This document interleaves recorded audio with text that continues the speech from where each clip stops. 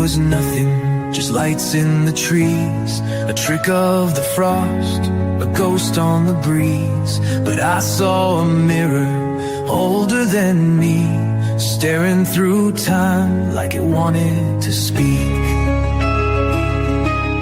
The forest went silent, the world held its breath. Something was watching beyond life and death. We stepped through the green, boots breaking the seal, not chasing a light, but something too real.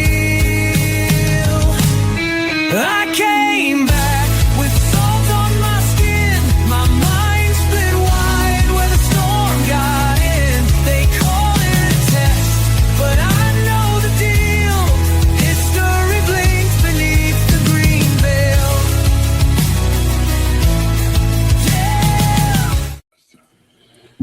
Merry Christmas! We're live on Christmas night. What's happening, you guys? Awesome. Merry Christmas, everybody. Merry Christmas, Bill. Merry Christmas, John. Yes. Back at you guys. Merry Christmas. And that's the last time I'm going to hear that song. It's hard to believe it's been 5 months already. 5 months. I was thinking of that because I really like that song. And I was like, man, Yeah. over. We did replay all the chapters earlier, both audio, video. I hope you all enjoyed The Green Veil. The book is available, right, John, on Amazon? Yep, it's available on Amazon. And again, thanks to Keith Kerlock for his work behind the scenes, making this all happen as well. There's his website, bcss.rocks, and also on YouTube at Rose City Sound Project. Gentlemen, tonight is really a reflection and the connection to what John actually experienced 45 years ago. Like right now, John, what would be happening right now if it was? Well, we'd be driving down the Eastgate Road, and my supervisor would be looking up into the sky and pointing at something starting to come down out of the sky into the forest. And then the fun started. Well, you know what, Chris? We're going to get a break tonight. You know why? We're going to hear John's account. And we're also going to be playing later on when John wraps up what happened with him at Rendlesham. We have a 9-minute clip of the hypnosis therapy regression session.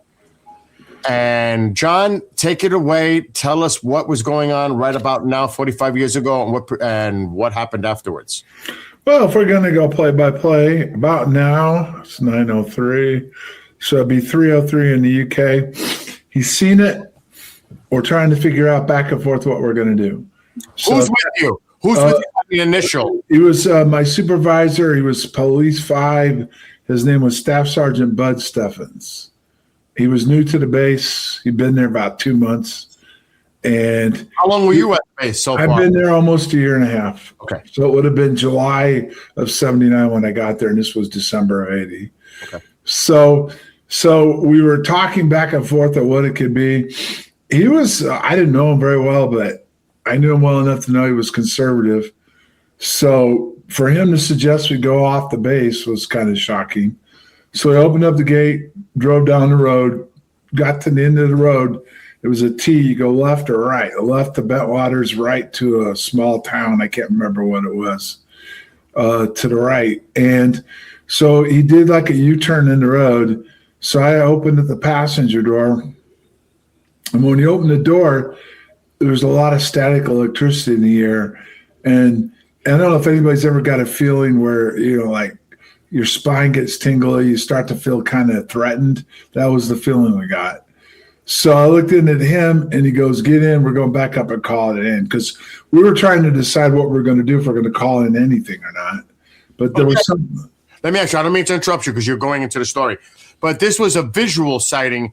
There was nothing yet confirmed on radar indicating that anything was going on. Well, it was being confirmed at that moment, but we didn't know it. In other words, whatever it was in the sky came down into the forest. We could see lights in the forest, and there was like a white light emanating from it, and it looked like it was coming closer because the road was right there. There was a little clearing, and then the forest started. So it was. John, was this the first time that you ever had this at Rendlesham? Oh, yeah, it's the first time I've ever seen anything like that. I've been there a year and a half. The gate wasn't open normally, at night, but during alerts and stuff it was. So being a low man on the totem pole for the first year and a half, second year started to work my way up. I spent a lot of time on that gates, even during alerts at night.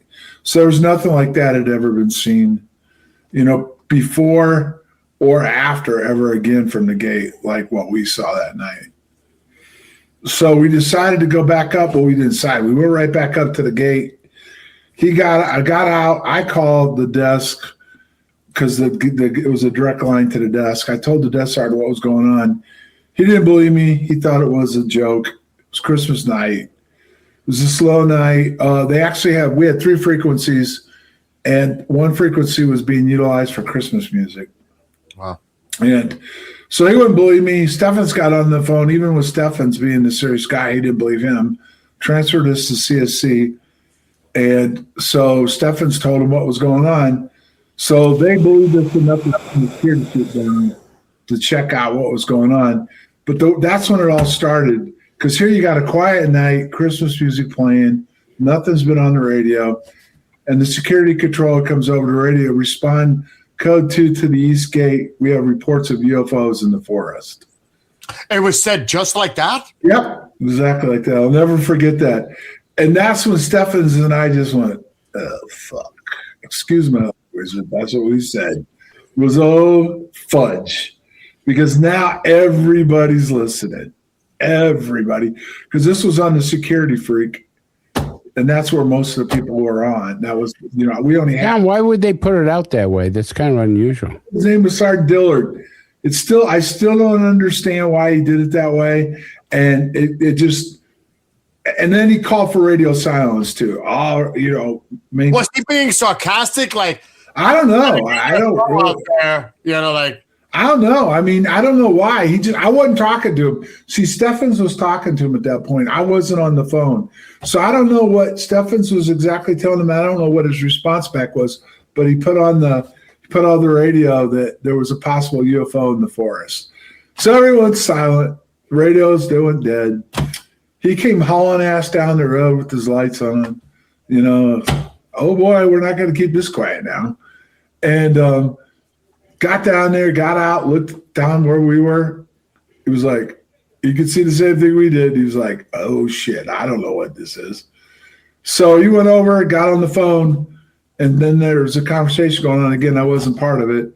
But he came back out, and him and Steffens talked for just a minute, and then they came over to the law enforcement vehicle, and he said this. He said, you and his rider were going to go, and he looked at me because Steffens didn't want to go, but Steffens shouldn't have gone anyway because they couldn't take both staffs off the base because then there would have been no, we still would have had somebody in charge, but one of the staffs had to stay anyway. So Steffens didn't want nothing to do with it. It was freaking him out. Like, not like he was like, but he just didn't like what he was seeing. So Peniston, Kabansak, and I got in the truck, and as we were getting ready to go, turned our weapons over to Steffens, and it came over the radio that they had been on the horn, and they had talked to Eastern Radar, to our radar and RAPCON, and to Heathrow, and that they had picked up they called it a bogey.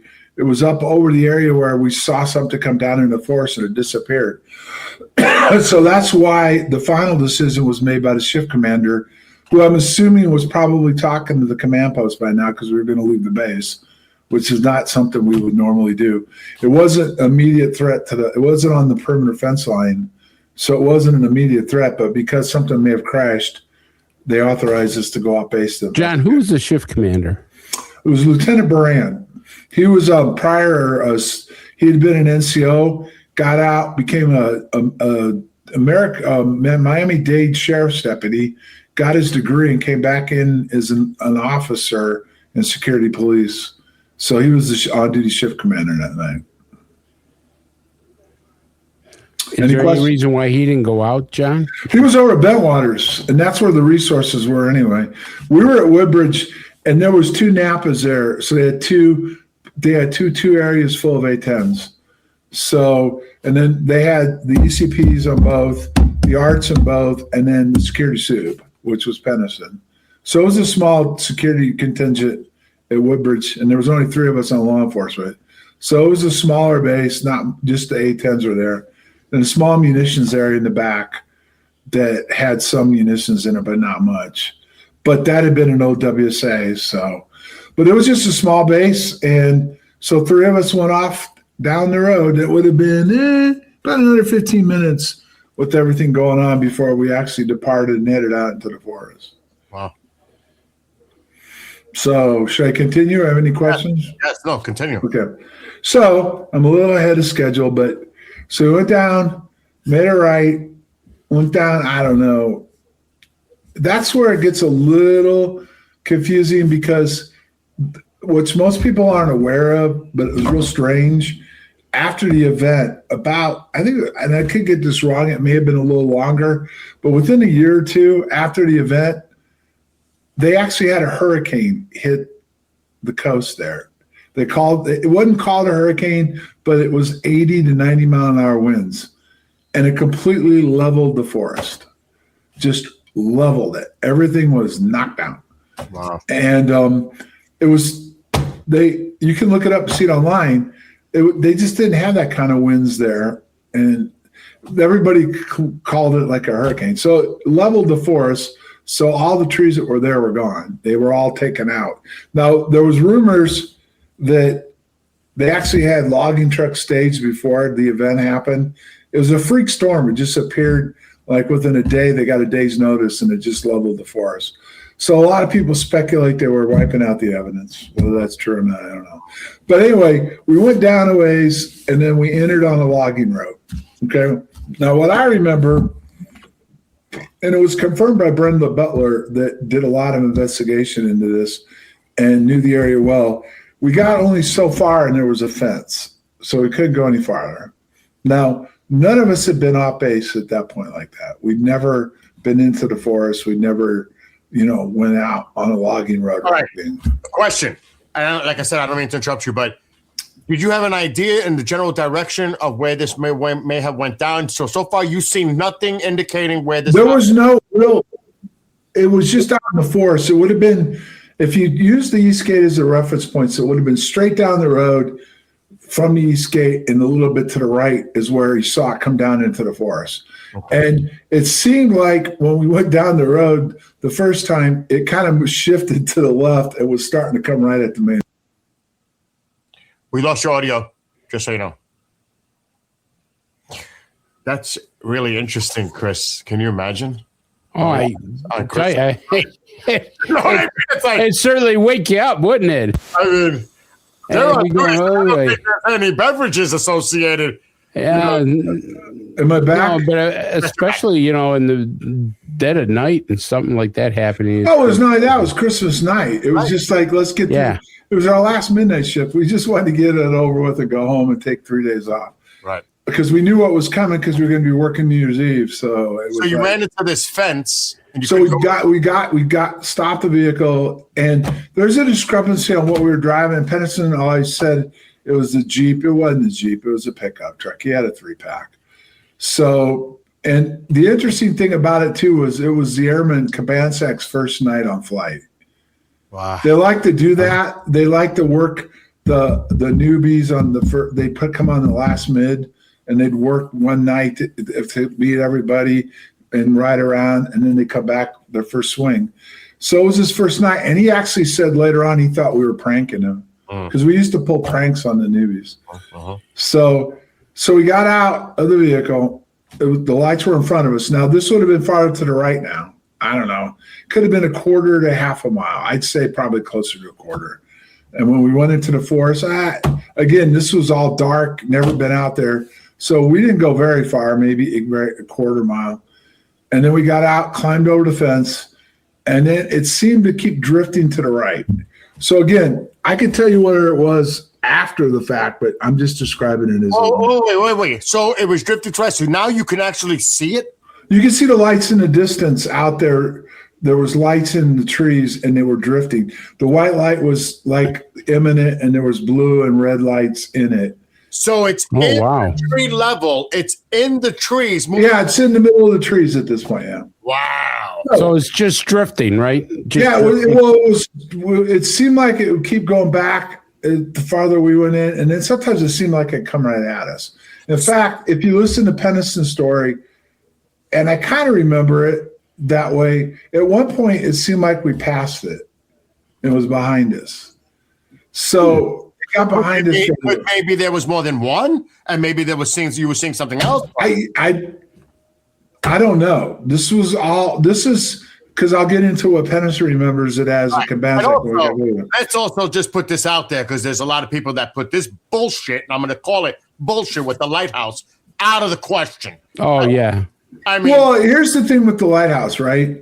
First of all, but from the gate, you couldn't see the lighthouse. Okay, it wasn't. You couldn't see it, and the effect that we had wasn't anything like a strobing lighthouse going around. And to top it all off, where we ended up finally confronting it, getting right in front of it, you couldn't see the lighthouse again. It was blocked with the terrain, the way the terrain was. So you couldn't see the lighthouse. It just wasn't involved. Now, through investigation, the lighthouse was involved. They were utilizing weapons testing, and they had a land system connected through this radar system through Sizewell nuclear power plant, and they were pumping in the lighthouse EM frequencies, which were going through the beacon light, and were being beamed into the forest. Wow. And it was interacting with the phenomenon, a real phenomenon that was out there. But this is all stuff we didn't know. So let's get into the next part. Okay.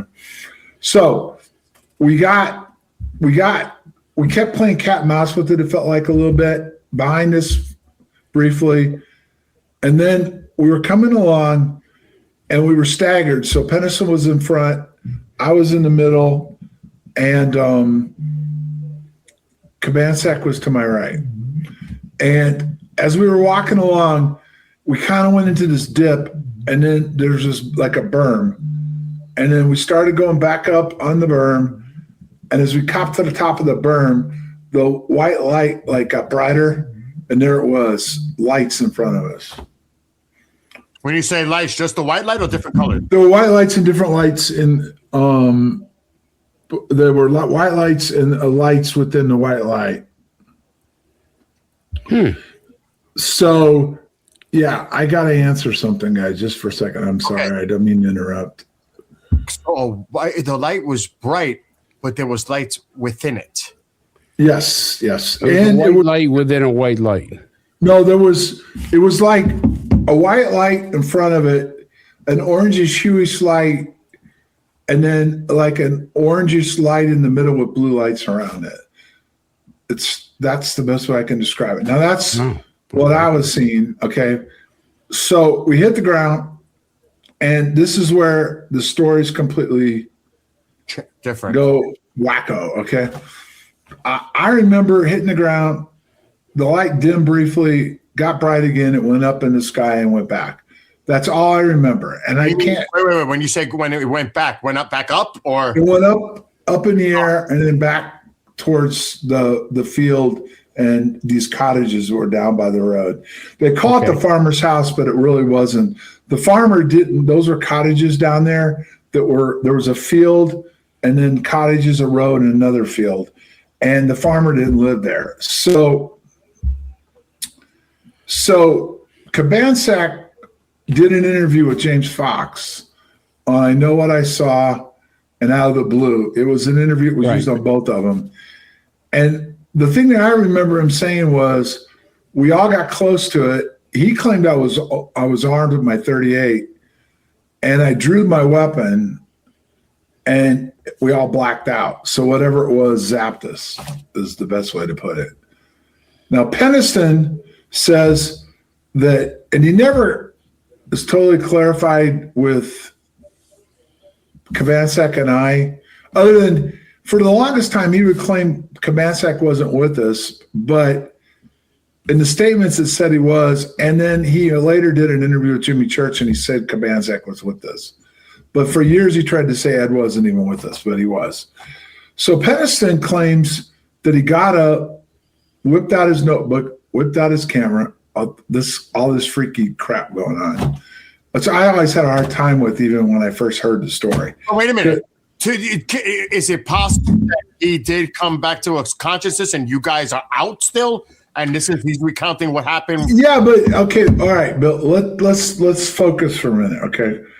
We're out there chasing something in the woods in the middle of the night, dark, and all of a sudden it's in front of us. We all hit the ground, which he admits, and then you're just going to calmly get up and walk around it. Wait, and write stuff in your notebook and take pictures and also the concern, you guys are military. I mean, I'm just going to ask both of you. My first response would be to see how my comrades are doing. They're passed out on the ground. I want to see if they're okay. Well, I don't know. I don't remember being passed out. But here's the other thing. Okay. We had lost radio communications. I didn't put that in there. They lost complete radio contact with us for over 45 minutes. So it was just, they couldn't reach us. We couldn't reach them. So I'm sorry. Go ahead, Chris. I was just going to say, let me get this clarified. So you see this thing and you guys hit the ground. Yeah. But you guys did not pass out. You were all conscious. I don't remember passing out. Peniston claims he didn't pass out. Kabansek said we did. So Ed said that. Now I will say this, okay? And I don't understand why I remember this, and it's in the hypnosis, is I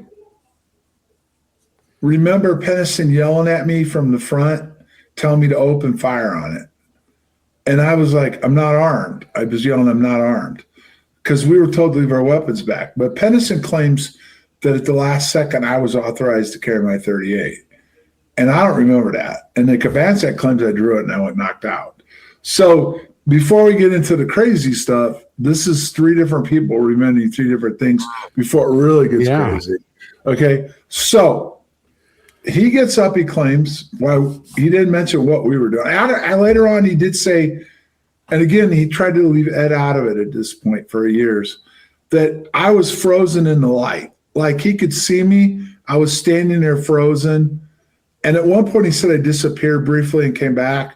But he claims he got up, walked around it, measured it, wrote stuff in his notebook, which, by the way, that was the first discrepancy. He had the 27th of December written down in his notebook as the night it happened. It happened in the morning of the 26th. So he had the date wrong in this notebook that he claimed he did on site.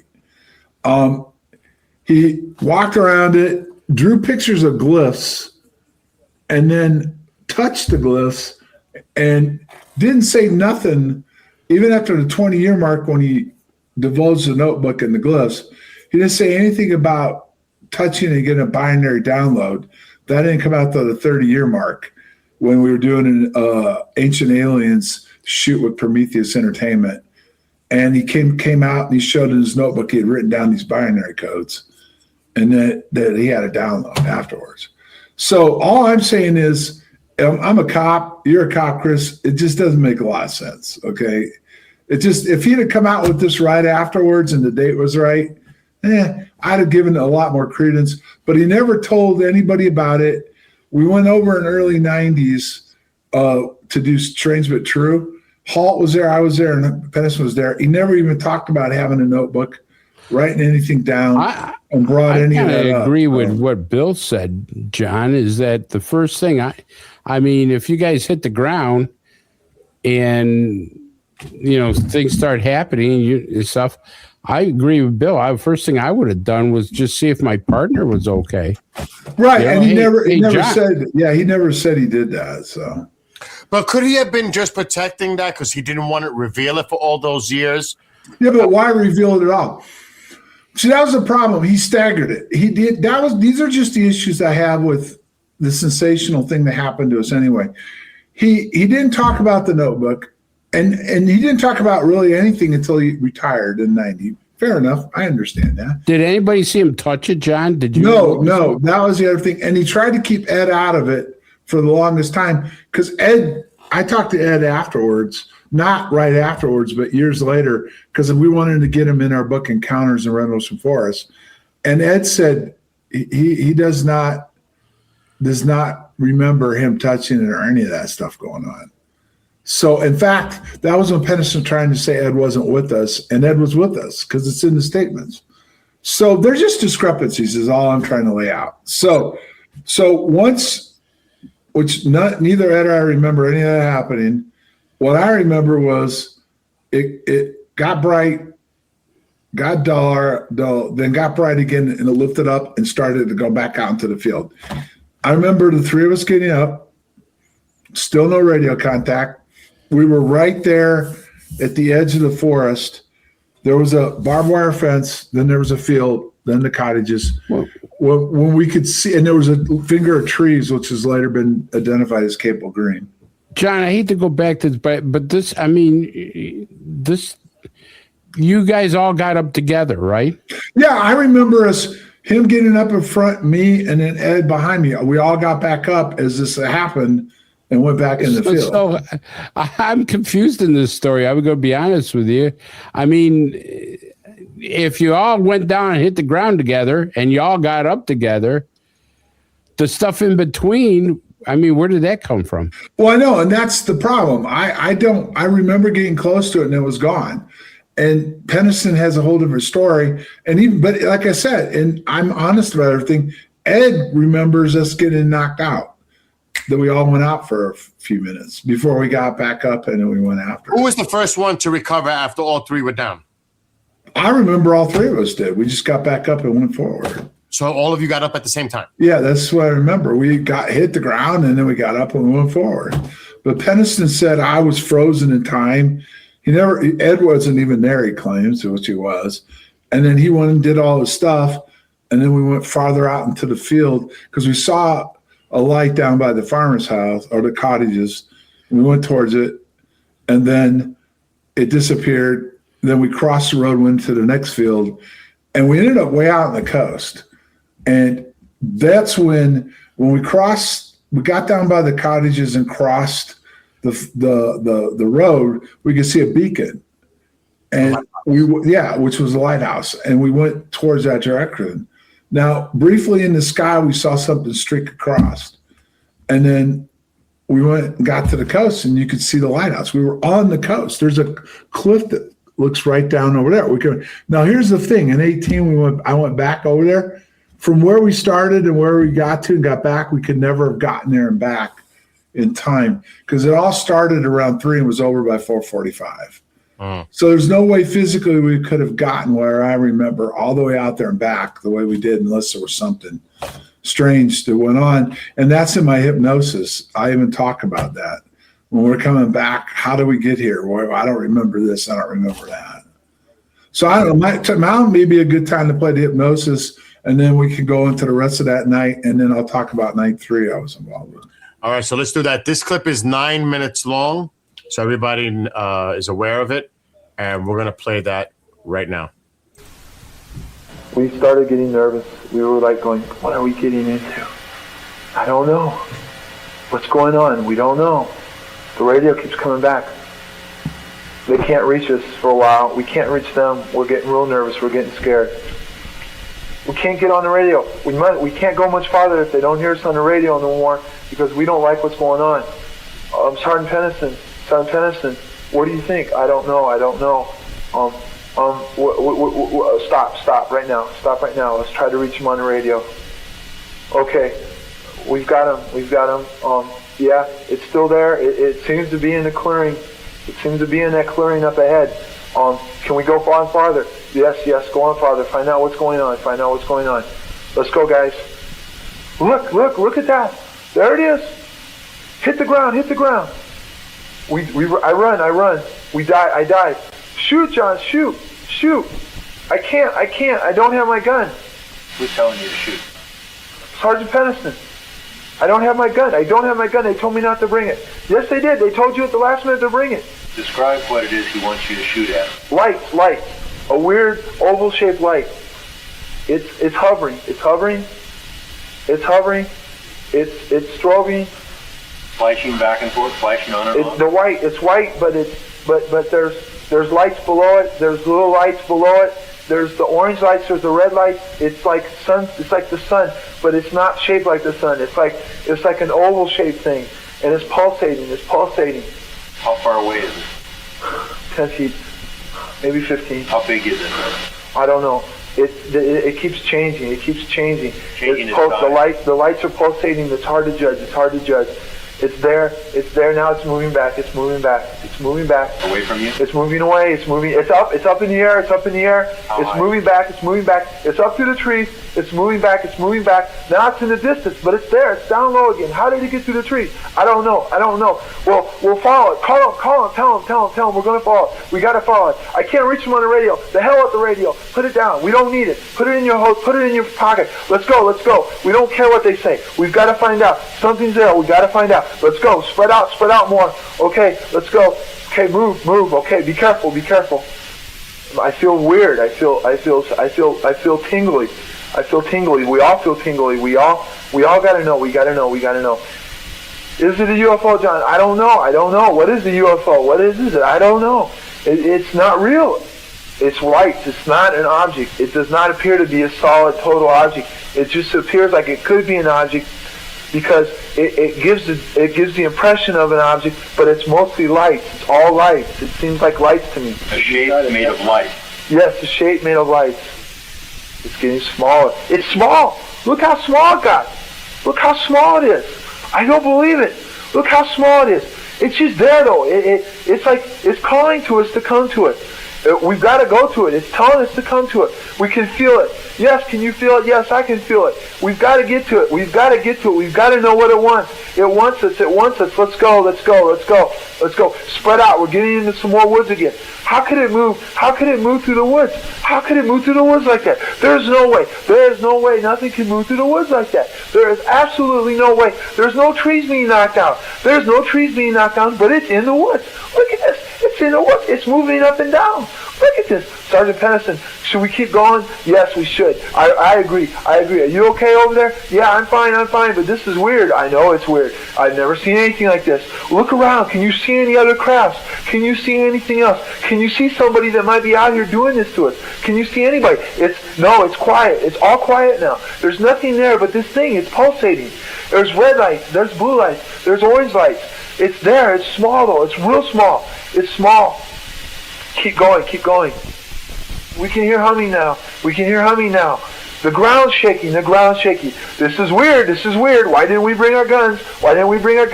Could it be drawn into us? I feel like I'm being pulled. Something's pulling me. Oh God. Sergeant Pennison, what's going on? I don't know. It's pulling it towards us.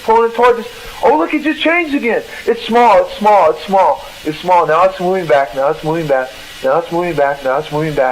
Look, it just look how fast it moved back. Look, it's a quarter mile back now. Let's start running. We can't let it get away from us. We got to know where it is. Okay, well, it's gone. Okay, security control, return to base. ETA back, I don't know. 30 minutes, hour, unknown. Okay, keeping radio contact. Okay, and we just start walking back. And I'm talking to him. Who's going with you? I'm talking. Sergeant Pennison and I and Banachek. We're walking. Now we're walking back. Okay, what was it? I don't know. John, what do you think it is? I don't know. Do I look scared? You look pale. I don't know what I saw, John. I think it was a UFO. I don't know. I don't want to believe what I saw. He goes, John, it seemed like we were there and all of a sudden we're here. Why couldn't we get radio contact with them? We should have been able to. There was repeater stations, there was towers, but we lost contact with them. I don't know. Well, what are we going to do? I don't know. Let's just see what happens when we get back. So we're walking and it's cold and we're walking and we come across a creek that we don't even remember crossing. Do you remember this, John? No, I don't remember this. Do you remember that, John? No, I don't remember that. Well, how did we get there? I don't know. Could we have been moved by it? Could something have picked us off the ground? I don't know. I don't want to talk about it. Okay, let's get back. Okay, now the radio transmissions are getting strong now. Real strong. Okay, we're talking real clearly with them, and They're saying, what's your ETA? We don't know. We don't know. The British police are there. The shift commander's there. The flight chief for security flight chief's there. Our flight chief's there. There's other law enforcement patrols there. Everybody was concerned. They go, we've lost contact with you for 45 minutes, 50 minutes. We didn't know where you were. We saw, the WSA tower saw all kinds of lights in the air. They thought they saw something being beamed up in the air, but they weren't sure. They thought we lost you, John. We thought we lost you guys. Well, what happened? We don't know. I had a feeling of disbelief. I didn't know what happened. I wanted to make sure, in my mind, that there had to be physical proof out there where the site was to make me believe what I saw. So I went out there with the rest of them. And when we got there was the Sergeant Gulius, a Captain Verano, and some other guys out there that I don't know who they were. And we were asked to show what happened. And we went out kind of in the area where we first found this thing. And God darn it, there were tripods. There were 3 evenly spaced impressions in the ground, right where we saw this light. And I'm like, holy Jesus.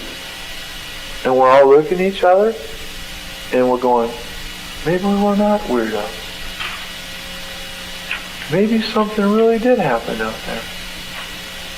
So then we went, and there were tree limbs down. There was fresh tree limbs down. And there was some damage to the trees. And by then I'm like going, oh my goodness. Well, I'm going to myself, and Sergeant Hudson, something happened. Oh God, I wish we could have recorded this. I wish we would have had more than just what we were there. I do too, John. We just experienced something probably that a lot of people never have and never will. Wow. Intense. And I got a bunch of questions, but I'll just start, Chris. And I know you probably got a ton too. First 45 minutes. When you woke up, all 3 of you, was it in the same spot or were you in a different location? Well, again, Command Sec's the one that said we got knocked out. I remember just hitting the ground and getting back up and going out. But how did it seem to you were out? Because it seems like you guys are having some kind of a missing time issue going on. When we got back, there's other parts of the hypnosis that's not in that. But when we got back, our watches were 45 minutes slow. Interesting. So comms are out. Indentations when you went back are found on the ground. Tree limbs down. Is all of this documented, or is this still classified? Yeah, no. This was all written up, but all the documents got pulled and classified. Did they ever take pictures of the tripods? Or yeah, there's a picture out there. There's a picture out there. It's been circulated around where the British police were out there, and it shows the pictures of the indentations in the ground.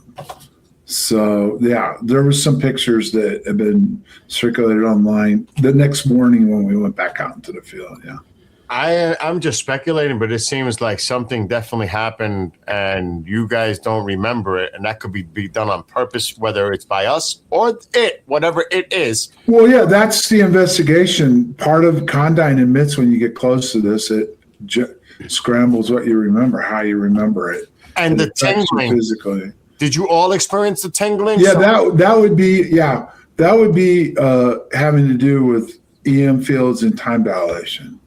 But what about your medical issue? That's what Green pointed towards. Your audio just cut again. Okay. Oh, you're back. You're back now. Okay. He never said it was a time dilation bubble. He just said the EM frequencies. We lost your audio again. It's coming in and out, John. You know what, Bill? It sounds to me like instead of having missing time, he had suspended time. Yes. Based on what his watch. Thus the green veil connection with the time dilation bubble. Right. So I mean that sounds more of a suspension in time as opposed to a missing time. I agree. Which is what time dilation does. Yes. Yeah. Yeah, that's what. But at the time, no idea. I mean, Why, John? Why did they want you to keep your weapons in the Jeep or the status truck? of forces agreement. We weren't allowed to have weapons off base Off unless base, okay. we had authorization. And in that particular case, we didn't. Now we would go back and forth between the bases with our weapons, but we weren't responding to anything. Status of force. What? Did anybody think of calling like the constables or the? Oh, they did. Yeah, the British police did. were called. The British fire department was called. They showed up later. The British police showed up later. By that time, we were coming back, and whatever was going on was over. So they didn't see anything the first time. Then when they found the indentations in the ground, the British police came back a second time. And that's when the pictures got taken and the damage to the tree. All right. When does Charles Halt come into the picture? That would be, there was a second night that's not been talked a lot about where we went on break. And so D-Flight took over mids. So they went from swings to mids. And their first midnight shift, they saw lights again in the forest. The shift commander responded over, and when she was coming over, she had an interaction with this blue light that shut her Jeep down, freaked her out. She actually got relieved of duty and sent home. Wow. She got PCS. She was no longer there. So that was night 2. So after night 2, night 3, they saw lights again. And this is the story because I wasn't there until the end, as far as I met up with Halt later on. They saw lights. England went over to the Christmas party they were having, notified the wing staff. They had Halt and England and Ball and Neville's, and then they met up with Bustinza. And that 5-man team went out into the forest where the lights were being seen and started an investigation. And then later I met up with Halt's team, and then Bustinza and I went forward. So you weren't with Halt when he had his encounter. I was, but not until the end of it. And that's the thing that I think they've been covering up all these years. It's strange, but Halt at first would not even admit to Adrian and I being involved in night 3. He denied we were involved. And then the tape got out and cleaned up, and you could hear my name on it. You could hear Bustinza on it.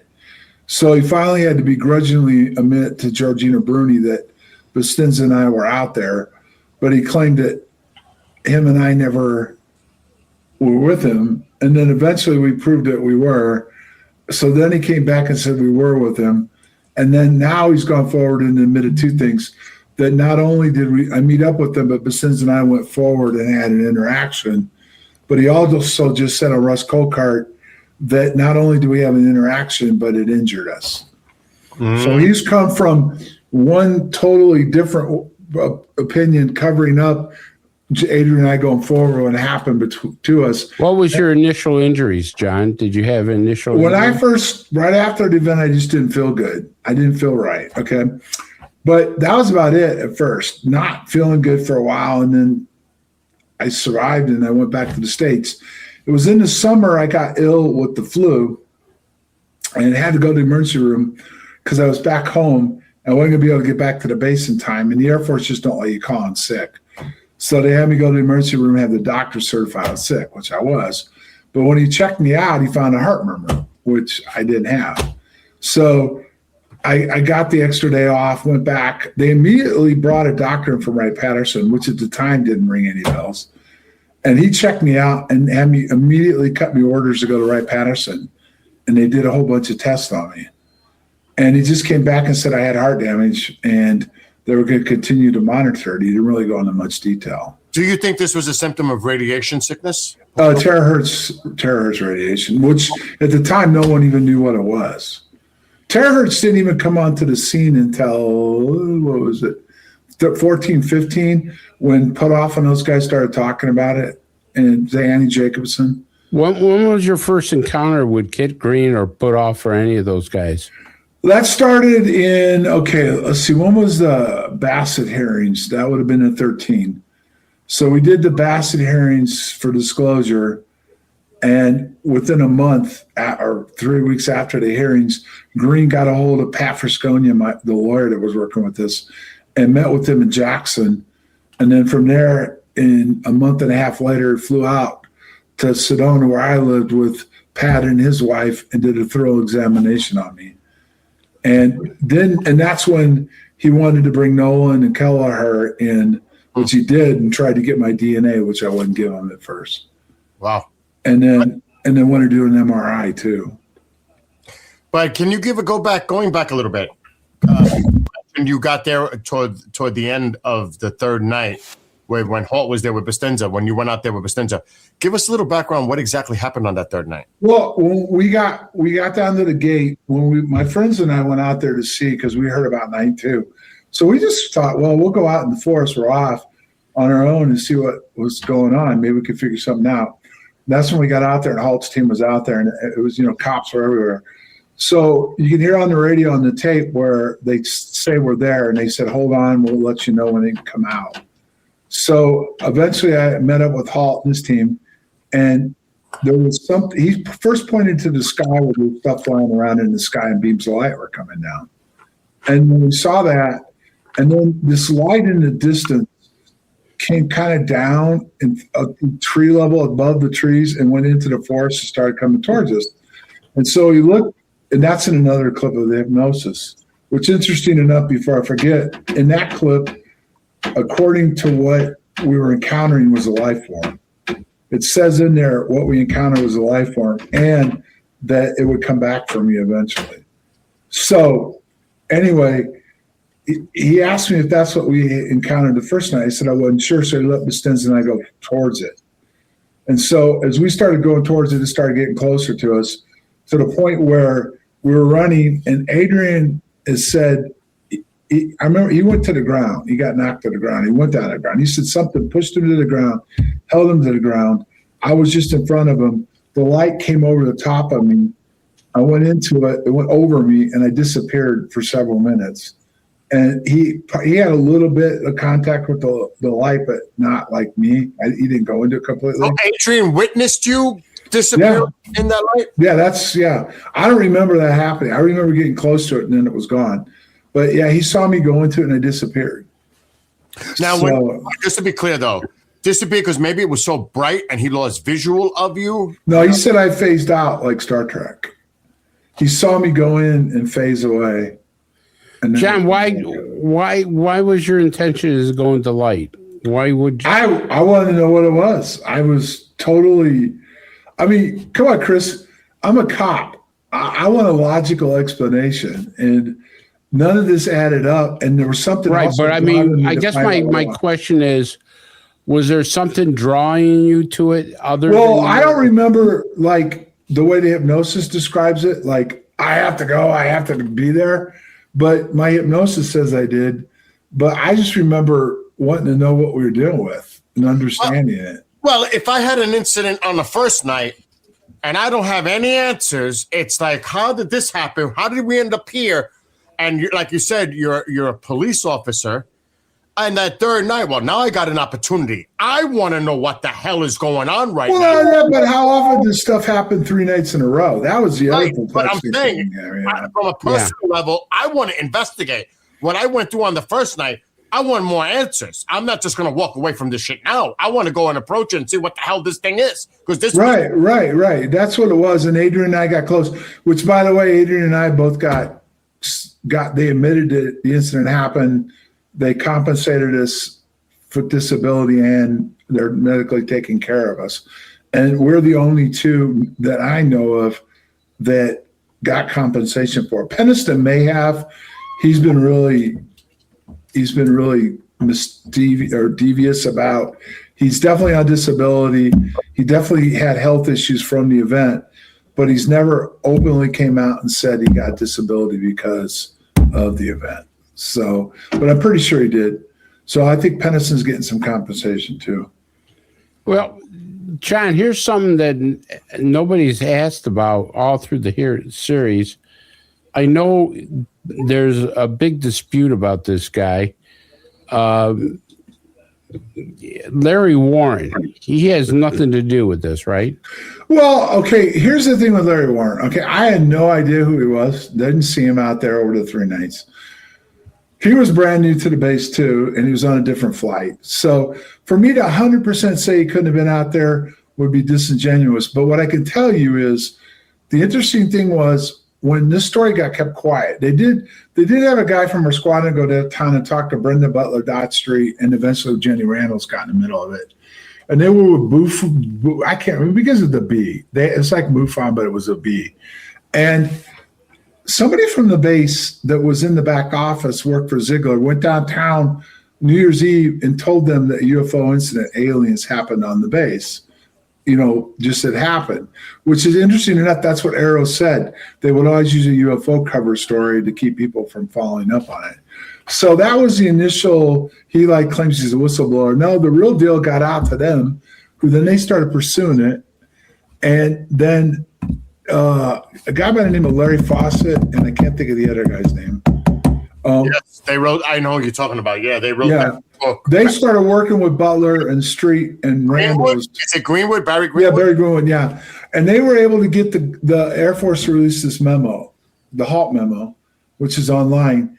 And the Air Force admitted an event took place. So up until then, they were being told nothing happened. And then the memo got released, and that's when News of the World hit. And that's when everything changed. Okay. I guess that brings me to my next question is the HALT memo. Were you able to see it before it got submitted? No. In fact, that's interesting about the memo is this. Number one, I had no idea a memo was done. I had very little or any interaction after the event that I remember. People claim they were interrogated, a bunch of stuff. I just remember giving a statement, lived off base, wasn't in the dorm, the dorm stuff, the scuttlebutt, and lived off base. Never really was bothered afterwards. PCS the base, went to my next base. One of the guys that was with me over there went to that base, started telling everybody what happened. So people asked me some questions, but it was kept pretty quiet until News of the World hit. Now, what was interesting about Warren that I was going to add, when CNN got in the middle of it, the public affairs got in the middle of it, and they admitted the memo was real, but they thought I was talking about what happened, not Warren. And that would tie into what happened to Adrian and I that third night. Right. And that's fact. DeCaro confirmed that. Warren even put it in his book. So there's a good possibility because he admitted that he came to Adrian. Adrian told him a story, and Adrian didn't want to talk about it. Then he told Warren to get it out. He was kicked out of the Air Force, but he denies that. But he left the Air Force way before his time. He got sent back to the States and was discharged. So I think what he was describing is what Adrian told him and what happened to Adrian and I, which is what HALT tried to cover up for years. And finally, HALT submitted everything to include the fact that Adrian and I were injured by it. And he actually was involved in our settlement. He handed over some documentation to the DOD and the VA and wrote a statement to him, and so did Williams. So there was a lot of stuff that went on behind the scenes to get us a lot of different things went on, including they admitted the event when it took place. So they clearly admitted the event took place. The News of the World broke the story open, and then it's been nothing but chaos from that day going forward, with different people saying it was Lighthouse, it was or a prank by the UK side, by the SAS, yeah. But I mean, we really had that was outside that back gate was the British's Area 51. It's documented. All the stuff they were working on, SRI there, they were working on drones, computers, satellites, lasers. All that was being worked on while we were out in the forest. You don't think this was one of ours, John, do you? Think what? What we encountered? Yeah. I'm at the point now, and it's going to come out in my book this spring or early summer. I'm pretty sure it was both. I'm pretty sure they were aware of this phenomenon. According to Pike, who wrote the book, he was down there studying it. They were provoking it. They were studying it, trying to figure out how to utilize it in weapons. And I think we walked into a toxic mess, especially on night one. not only that, but there's also, which is pretty much there's enough evidence to support it. They were in the middle of bringing a Russian spy satellite down on top of everything else from that location. So this was a big mess. And for the longest time, for a couple of years, it kept quiet. Then it was just craziness, fighting and infighting and the binary code and all this stuff. But eventually, through all that, Adrian and I, the DOD admitted we were there, we were involved, we got injured, and we got a settlement, and we're getting treated for it. So the incident's real. You don't get taken care of by the Department of War now. If the incident took place, and you can only get a settlement and treatment is if you got injured in the line of duty. And both of us got the settlement for that incident. So it is a big deal. And like my lawyer, Pat, wrote, it's the government submitted by de facto that UAPs are real. Didn't say aliens or UFOs. It just said UAPs. Right. And that's the other thing. The government, to this day, you saw what they're doing with these guys in Area 51. They've at least admitted we were there and we were injured, but they won't tell anybody what injured us or what we encountered. And they suck. They hide. Anybody that inquires gets told that they don't comment on individual cases. Just the fact is that if we got a settlement, we got it because we were injured in the line of duty. So they're not opening up any more than to admit that we were compensated. Well, they didn't even do that really. But we have the paperwork to support that. We can prove that they've compensated us and what our evidence was presented. All the evidence we gave to get our settlement came from the incident documents and everything else. And you were approached to appear at one hearing, which you denied that request. Yeah, I denied that. I denied the arrow, and I denied the meeting with the Gang of Eight. And the reason is this. I'm not going to go on a rant again about disclosure tonight. Here's the thing. First of all, we all know weapons exist, but we don't know how they're utilized, or we don't know what makes the weapons work, right? Right. It involves UAPs the same way. They're not going to tell us because it's going to open up that can of worms. Right. But what I've told these guys is simple. Go to the VA and the DOD or Department of War now and have them divulge what happened to us. Acknowledge it in writing. And then you've got evidence from the government. I've got evidence that they've compensated us, so does Adrian, and for the event. But the government's never clarified what injured us. Right. So if you're just saying that you were injured, but not in that event, that we were injured during that event. So get the government to fess up to what injured us. So if let's a scenario develop where somehow, some way you were contacted and say, "Listen, we want you at a hearing. We're actually going to present evidence," and they call you in, and you go into maybe a skiff or whatever setting it is behind closed doors, and you're I say not somewhat satisfied or even just straight up satisfied with what they're going to present. Would you do it? And the right but see, again, I could do that, but it still wouldn't divulge anything to the public. Here's my point.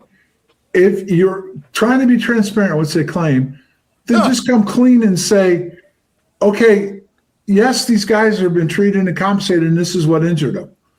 Right. And that's telling the world the truth, but they're not going to do it. Never. John, wasn't John McClain's office, Senator McClain's office, able to get any information on it? Whatever they got, whatever McCain got. See, here's the thing that's the backdoor stuff.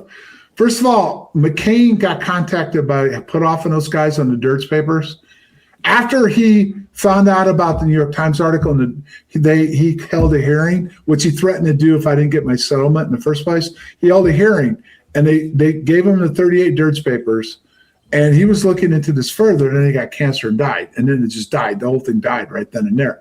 But McCain knew Williams, who was our wing commander at the time, and he was friends with him, and he gave Williams especially gave some. So McCain had a very good idea what was going on. And according to Colcart, again, this is hearsay, him and McCain were friends, and McCain said Rendlesham's the story that will break this entire thing open. Colcart says McCain told him that what went on in Rendlesham will break this entire thing wide open. Now, this is what Colcart said. I've never had McCain tell me that.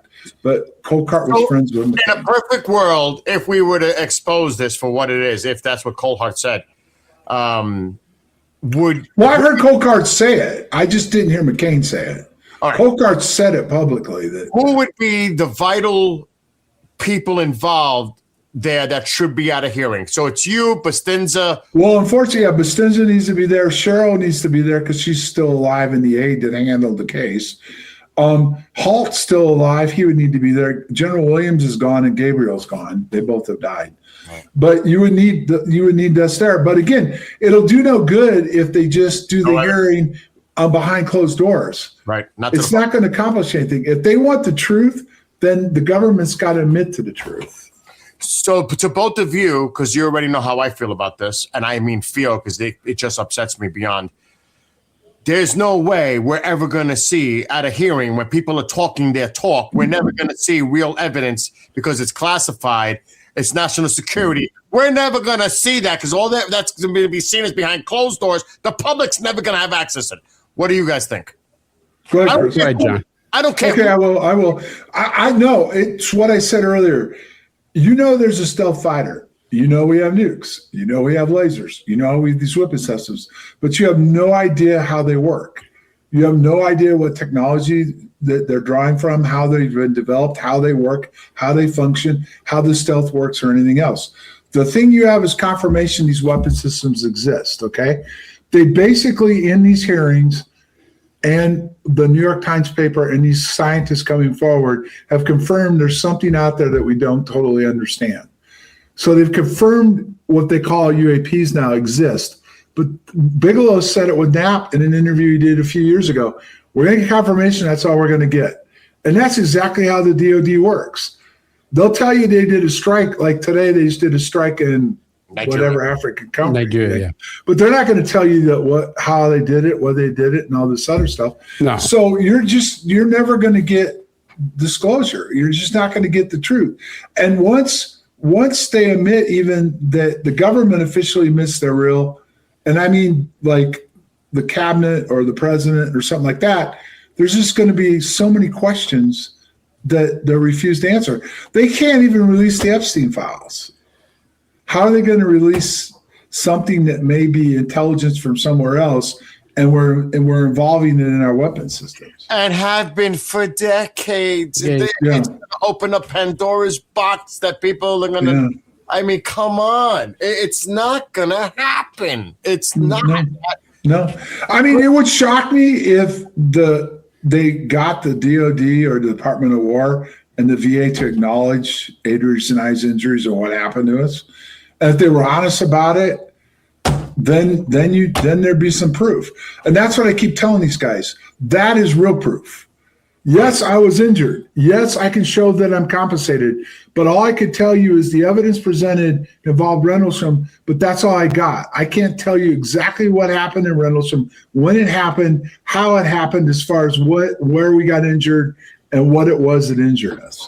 But they got your DNA. They got your DNA. Well, that Green's group did get the DNA. Well, the government did first with the surgery, and then I gave it to Green afterwards, yeah. Because, Chris, there's a lot of them out there. We want John's DNA. We want to do some tests, that. Oh, yeah, sure. You know how that goes. The people out there, So what's your take on this, Chris? Come on.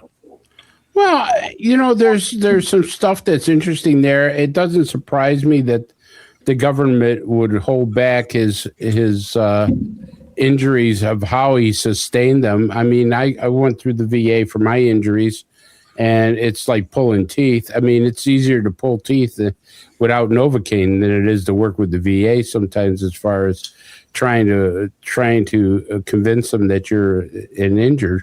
So that doesn't surprise me at all. The story that John is saying to us seems to be telling me that he had suspended time, which would be a time manipulation, time dilation thing rather than missing time.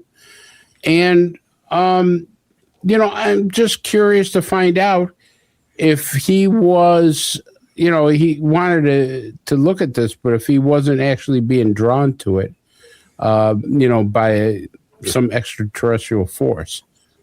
Well, the hypnosis says that. I don't remember it that way. And well, you don't remember it that way, but the hypnosis says it. Yeah. So I'm just wondering if you were telepathically being, told or Well, there's another part drugged with. in the hypnosis when Halt and I first meet up, and it says Halt tells me that it was communicating with him telepathically. Now I'm going to say this because people can say, "Oh, well, that's all out there now." This hypnosis was done in 1988. Right. This is before all this stuff was known. I'd just gotten out of active duty in February of '88. I had done no research on this. I hadn't been talking about it, and they approached me. Brubaker did for unidentified. What was it? No, it wasn't unidentified. It was UFO Cover Up Live. Remember that one where they did all the people in black? They wanted Rendlesham to be in there, and they wanted me in there. And then Brubaker all of a sudden decided that he didn't want to put Rendlesham in there, and then he went off and got the hypnosis done. Brought DeCaro in, some other technical people in, and it never got talked about in UFO Cover Up Live. And he was looking at it. He was an engineer. He was looking at it from a technical end. It seems like every time I meet these people, just like Green put off, they're not really concerned whether it's alien or not. They're just concerned about whatever I had an interaction with can be utilized for weapons or technology. Well, yeah, I mean, they're not concerned about if it's an alien or not. They want to figure out how they can use it in weapons and weaponize it. And technology, maybe not just weapons, but other things. That's all they're concerned about. They're not really concerned about where it came from. Yeah, did you meet an alien or anything else? Yeah, it's just what are we dealing with here so we can figure this out. We can make it work.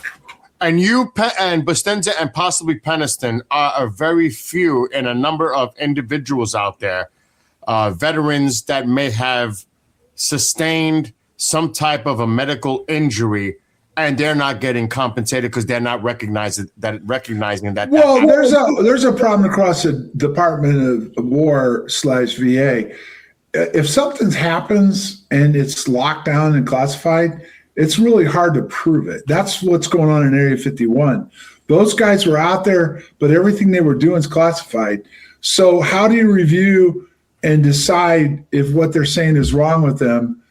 It has to do with what they were working on when you have no access to the technology they were working on. And technically, they can't talk about it either because they're under national security and security clearances. So they can basically say, I was working in this area, blah, blah, blah, but they can't go into the nuts and bolts of the technology. That was some of what I ran into at first, but that's when McCain got involved and they brought somebody in with the high clearance. And that's, besides McCain threatening the hearing and stuff, he actually had some more access. And here's the kicker, which is funny, because all the correspondents claim they never had access to my records. But in the settlement, one of the things that they say they had was all my medical records. But every correspondent, everything they said was they couldn't get access to them. But in the black and white listing of all the documentation, it says they had access to all my medical records, which means they got to look at my records from Wright-Patterson, which at the time when that was all done, I had no idea what it meant for Wright-Patterson to be looking at. I mean, if the government was to do the right thing to both of you, they would say, if anything happens to you in a medical sense, in a classified setting, we got your back and we're going to cover it. Well, that's the problem. McCain was going to do that. He was going to try to get legislation through that they would have an area where they necessarily didn't have to tell the VA people exactly, other than a doctor, okay? But just, yes, his injuries match what he was working, where he was at, what he was doing, and give him compensation. But they don't even do that. They cover this stuff. I mean, just again, look at the Area 51 people. They're denying them care. See, there should be a hearing on that alone. Yeah, I agree. There's a lot of things that they should be doing, but they're not. I mean, if you're taking a hearing serious, Comer should be running a hearing, and he should subpoena people in and force the issue. But when you do a subcommittee that does have subpoena power, and it's not even the committee chair, which Comer's not part of the Gang of Eight, but he has more access than most people do. These Congress people, if you're not on a committee chair, you have no access to what's going on. Mace even admitted they vote on these black projects, SAP programs, they just get told a number and they get told to vote yes. So this is all the stuff that's going on. So, but I am satisfied with this. And I've always said this. I got what I asked for, and so did Adrian. But it's the Kit Green group that won't let this go. They're the ones that have pursued this and tried to get what happened to Adrian and I in front of Congress and out to the world. And so far, it hasn't got a lot of traction. And it should. It should. But again, there's no smoking gun. Yeah, but until the Department of War admits, yes, these guys were injured at Rendlesham. Yes, it was a UAP event. We may not tell you everything, but these guys were clearly hurt by the UAP. It's just a settlement that has no legs behind exactly what happened to us. Whether it's UAP, not UAP, a veteran sustains an injury, regardless of what the circumstances are, they need to be taken care of, period, across the board. I can only hope that they do a better job going forward. I mean, that's actually a shame. That is just, to me, a shame. All right, gentlemen, we've gone a little over. It's been awesome discussing this, your account at Rendlesham John. Hopefully, we'll see more information coming out in the future. I know there's some stuff in the works. You've got the book, some other projects, which I'm not going to discuss here publicly yet. I'll leave that for you to come out and discuss moving forward. Gentlemen, this has been just a great experience. The Green Veil, Veritas Obscura, this whole thing. I mean, this has been just a great ride, and I've enjoyed it immensely with both of you. And looking forward to future endeavors doing this again. Great series, folks. Yeah, thanks, guys. I appreciate all your help. And you got to give kudos to Keith one more time. Yes, Keith. Yeah. Let me put up his stuff again on the screen. Keith Kerlock, the man behind the scenes that made this all happen. There's his website, bcss.rocks, and on YouTube at Rose City Sound Project. So Merry Christmas to everyone. This is definitely not the last you've heard of this topic regarding Rendlesham. Definitely the Green Veil is available on Amazon, the book. So make sure to check that out. And John's book will be out sometime probably during the summertime in 2026. And any information that Chris and I and John have, we'll get it out to you as soon as we can. And don't be surprised. You might see a little bit more of this in the near-term future. So, gentlemen, any closing thoughts? Just Merry Christmas. Great series. People ought to see it. It's a fantastic series. If you got a weekend to binge watch, this is a great series to watch. Or buy the book and read it. And just Merry Christmas, everybody. And let's hope 2026 is better than 2025. I agree. Yeah, me too. And Happy New Year. And Happy New Year, yeah. we'll see you all in the new year. Till then, be well, be blessed, be safe. Enjoy the rest of your Christmas night. And we'll see you soon. Till then, good night.